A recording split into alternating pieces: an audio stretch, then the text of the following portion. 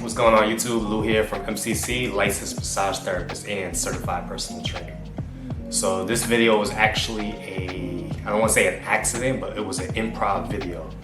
And what's been going on every day for me for the last 2 weeks, I've been trying to get 3.5 minutes of camera time. And because I'm a very serious, intense person, my girlfriend has been improvising with me, meaning she hits play and she usually throws out a silly topic for me to talk about for 3.5 to 4 minutes, and I have to be persuasive.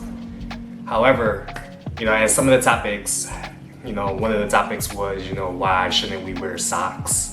Or one of the funnier topics was, why should men sit down while they pee? And I have to persuade the camera. So we've been doing that for me to get a whole lot better on the camera. And these silly topics loosen me up.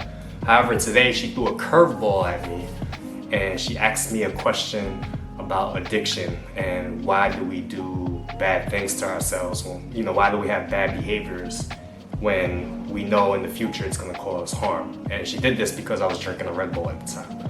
So you're actually gonna see the whole video. And when we watched it, it actually came out pretty good. So we were like, let's just put it up. All right, guys. So that's what this is about. All right. Hope you enjoyed the video. So your topic is, why do people continue on with their addiction knowing that it's bad for them? Okay. What's going on YouTube? Lou here from MCC, licensed massage therapist and certified personal trainer. And today what I want to talk to you about is addiction.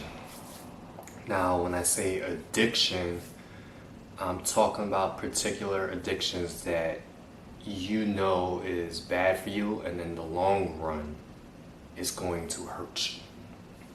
So I'll give you an example. Let's say you're a smoker and you're smoking, and even though you're smoking now, you understand that you're gonna probably have some type of problems in the future with your lungs.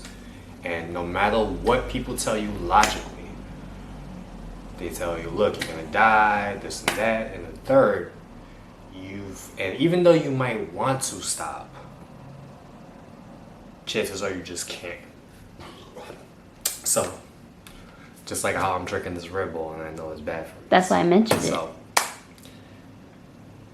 the reason why we are addicted to these behaviors, even though it's bad for us, is because 95% of our behavior is programmed by the subconscious mind. And the subconscious mind is all about the emotional mind. It's the emotional. So, another thing about the subconscious mind is everything is about the present moment. So what I mean by that, it's not future pacing into the future. It's not thinking about the future. It's thinking about what feels good right now. So if you're a smoker, right, and you continuously smoke cigarettes, and even though people are telling you you have to stop, like it's not a good time to, otherwise you're gonna kill yourself, this and that, you want to stop, but your subconscious mind feels like this is right now. This feels good. Smoking the cigarette feels good. It's better than suffering through the craving of nicotine. Okay.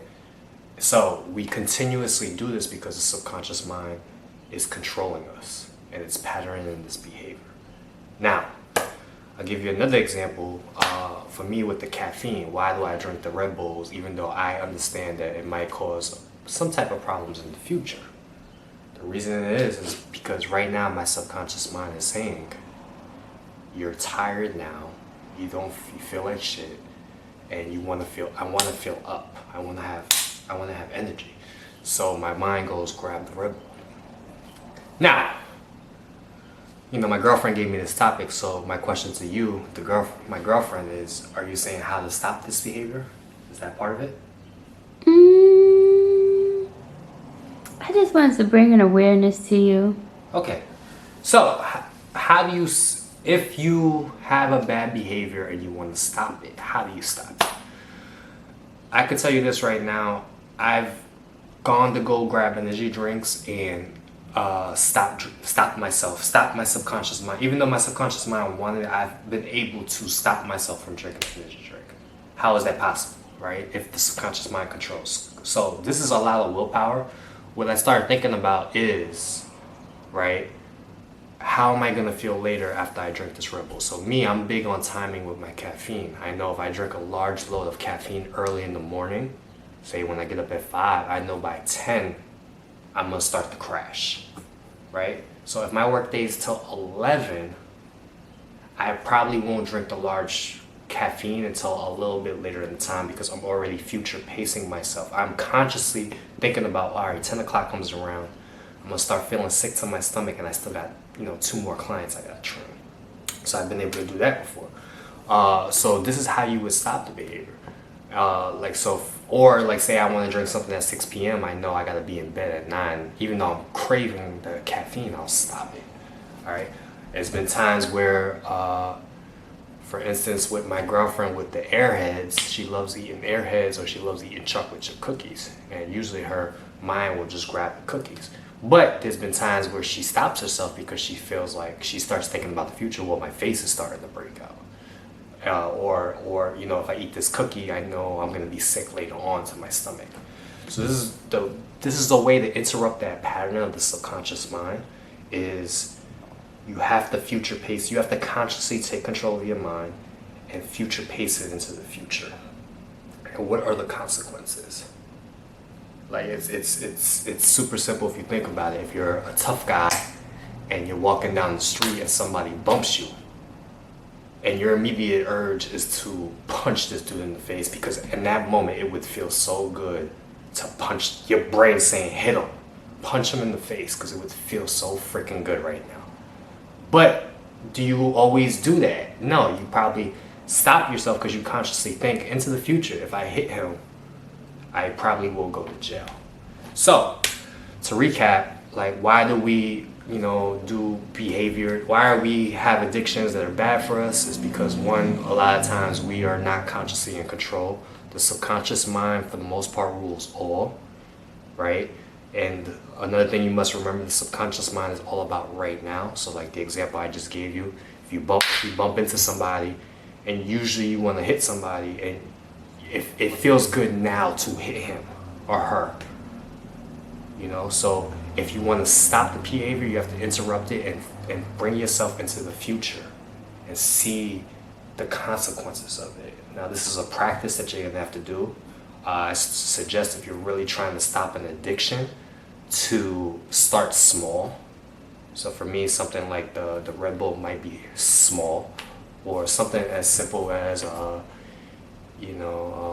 guys out there that have problems with masturbation and you masturbate quite frequently, because I know that's a big addiction guys are trying to get away from, and it's a behavior that's ruining their life. Think about every time you jerk off, how you feel like shit later on and have no motivation. So these are ways to interrupt that pattern. Again, hope this video helped. If you liked it, give me a thumbs up. Again, I hope you see that I'm getting better and better day by day in every way. And please subscribe, and see you next time. So basically, you gotta care about yourself enough to not want to do these things. So the subconscious mind thinks though you're doing, remember 95% of our mind is, 95% of our actions is controlled by subconscious. Mm-hmm. It's like a computer program, right?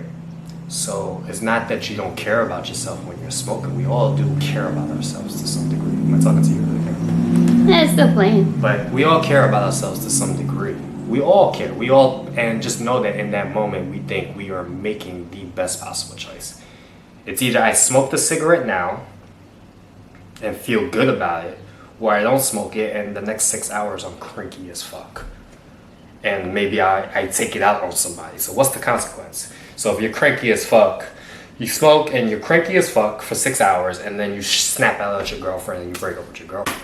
Your brain might say, you're better off just smoking because you love yourself, right? You want your girlfriend to still be in your life. So it depends how you look at it. So you care about yourself no matter what.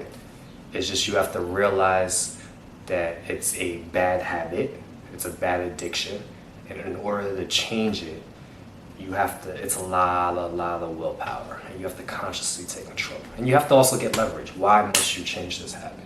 So for me, I mean, I have. And I curse him out all the time about this Red Bull mess. You're going It's- backwards. And to me, it's not a big pain. So it's not that big of a pain. I look at the Red Bull addiction. My caffeine intake has drastically improved. So I look at it like it's not that big of a deal. There's no serious consequences in the future for it because there's coffee drinkers all over the place.